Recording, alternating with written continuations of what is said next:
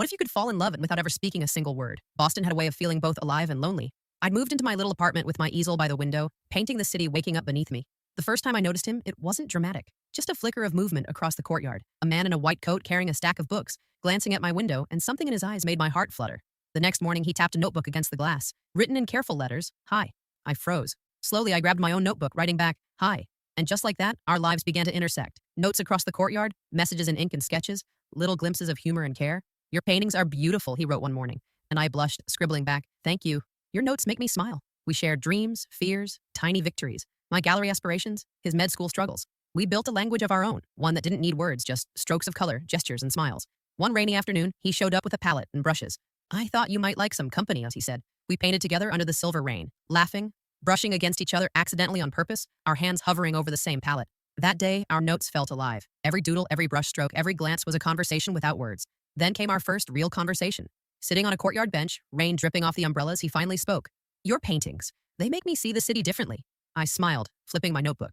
"And your notes, they make me see you differently." Hours passed in shared stories, laughter, and silences that felt natural, warm. We talked about our childhoods, our ambitions, our fears, and I realized I had fallen. Slowly, undeniably, completely. Our bond grew stronger over time. He cheered me on when I got accepted into a gallery show. I cheered him on during late-night shifts at the hospital.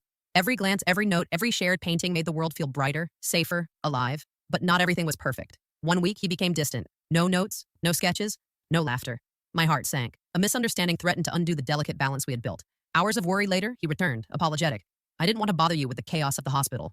I wrote back, "Silence isn't always better. I need you here, even in chaos." And just like that, we understood. Love isn't about perfection. It's about showing up, even when life is messy. Finally, the gallery opening arrived. I walked into the space, heart pounding, walls lined with my paintings, and there he was, waiting by my favorite piece. The courtyard, our first canvas together. His eyes met mine, and I knew in that instant, our silent hearts had spoken, loud and clear. He handed me a notebook, but there were no words this time. He spoke instead. "I can't imagine a day without you. You've become my voice, my inspiration, my heart." Tears prickled my eyes. I whispered back, "I feel the same. You've seen me completely from the very beginning." From that night on, our connection was no longer just notes or sketches. It was living, breathing, loving, and sharing. And every quiet moment, every glance, every touch reminded us that some hearts speak louder in silence than in sound. Boston had given me rain, paint, and city streets, but he had given me something more. Love that began without words and grew into something real, something undeniable, something beautiful. Have you ever connected with someone silently only to realize that love had been growing all along? Could you trust a bond that started without words?